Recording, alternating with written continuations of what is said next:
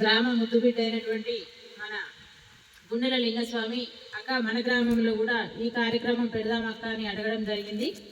అయితే ఇంకా రేపటి నుంచి అయితే కొంచెం నాకు కుదరతమ్మి వేరే పనులు ఉన్నాయని చెప్తే ఈరోజు నేను అడిగి చూసాక మన గ్రామాన్ని ఎట్లనైనా పెడదామని చెప్పి కల్వా తాత గారిని అడిగి పర్మిషన్ తీసుకొని వేరే కార్యక్రమాలు ఉన్నా కానీ అక్కడ క్యాన్సిల్ చేసుకొని మన గ్రామంలో పెట్టడం జరిగింది. వారికి ప్రత్యేకంగా ధన్యవాదాలు తెలుపుకుంటున్నాము మన గ్రామం తరఫు నుంచి. అయితే ముఖ్యంగా వాళ్ళు తీసుకున్నటువంటి ఈ యొక్క 5 అంశాలు చాలా అద్భుతమైనటువంటివి. ముఖ్యంగా గ్రామాలలో ప్రభుత్వ పాఠశాలలు మూతపడే సమయం ఆసన్నమవుతుంది. అయితే ఇంకా మన గ్రామం నుంచి అనిపిస్తే ఇప్పటికీ ఈ సంవత్సరం అయితే 13 మంది ఉన్నారు. ఇంకా ఇప్పుడు పిల్లలు మరి పంపించకపోతే మాత్రం ఒక టీచర్ని వేరే దగ్గరికి ట్రాన్స్ఫర్ పెడతారు. ఒక టీచరే ఉంటాడు. ఆ ఒక టీచర్ తోటి స్కూల్ నడవడం చాలా కష్టంగానే ఉంటుంది. మన గ్రామంలో ఉన్నటువంటి పెద్దలందరూ వార్డు సభ్యులు కానీ గ్రామంలో ఉన్నటువంటి ప్రతి ఒక్కరూ మన స్కూల్ గురించి ఆలోచించాలి. మన స్కూల్ని మనం ఇక్కడ నిలబెట్టుకున్నట్లయితే మన ఊరికి పేరు ఉంటుంది.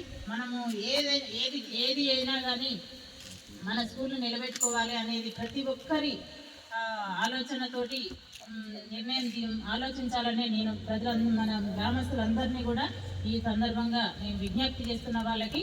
మరి ఇంకా చాలా విషయాలు చెప్పడం జరిగింది. ఆరోగ్యం మీద కానీ ఆరోగ్యంలో మళ్ళీ చాలామంది పిల్లలు మన గ్రామంలో పిల్లలు ఎక్కువగా బండ్ల మీద తిరుగుతున్నారు. నేను చాలా అబ్జర్వ్ చేస్తున్నా.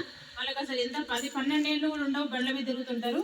అయితే తిరిగి బండి కాలు కింద పెట్టడానికి కూడా వాళ్ళ కాళ్ళు అందవు, అయినా కానీ బండ్ల మీద తిరుగుతున్నారు. ఆ తల్లిదండ్రులు ఒకసారి ఆలోచించండి. ఒకసారి బండి ఇచ్చడం ముందు ఆలోచించి బండి ఇవ్వాలని వాళ్ళందరికీ కూడా నేను విజ్ఞప్తి చేస్తున్నా.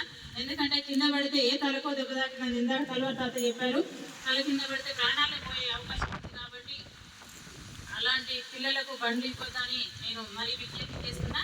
ఒకవేళ మన హస్బెండ్స్ కానీ ఎవరైనా బయటికి వెళ్ళినప్పుడు తప్పకుండా హెల్మెట్ ఇవ్వాలని మీ అందరికీ కూడా ఆడవాళ్ళే గుర్తు చేసి మరీ ఇవ్వాలని ఈ సందర్భంగా మన ఆడవాళ్ళందరినీ అమ్మలందరినీ కూడా నేను విజ్ఞప్తి చేస్తున్నా. ఈ సందర్భంగా ఇందాక తాత చెప్పారు, ఒక ఇంటి పెద్ద మనిషి కోల్పోతే ఆ స్త్రీకి ఎన్ని ఇబ్బందులు ఎదుర్కోవాల్సి వస్తుందో చాలా మంది ఇక్కడ ఉన్నటువంటి కొంతమంది అనుభవమే. వాళ్ళు ఎలాంటి ఇబ్బందులు ఎదుర్కోవాల్సి సమాజంలో అలాంటి ఇబ్బందులు ఒకరు తప్పు చేస్తే మరి ఇంకొకరు శిక్ష అనుభవించేస్తుంది. ఆ ఇంటి యజమాని తప్పు చేసింది, అందుకే ఒక హెల్మెట్ పెట్టుకోకపోవడం వలన అలాంటి చిన్న సమస్యలు చిన్న నెగ్లెక్ట్ చేయడం వల్ల ఆ కుటుంబంలో ఉన్నటువంటి ఆ మహిళ ఇబ్బంది పడాల్సి వస్తుంది. సమాజంలో చాలా ఇబ్బందులు ఎదుర్కోవాల్సి వస్తుంది. కాబట్టి ఇలాంటివి ఇంకా ఈ చిన్న ఈ మంచి అంశాలని తీసుకొని పాదయాత్ర చేసినటువంటి మన కల్వా తాత టీంకి ప్రత్యేకంగా ధన్యవాదాలు తెలుపుకుంటూ ఇంతసేపు ఓపికతో ఉన్నటువంటి మన అమ్మలకి, అన్నలకి, తమ్ముళ్ళకి అందరికీ కూడా పేరున నేను ధన్యవాదాలు తెలుపుకుంటున్నాను. Thank you.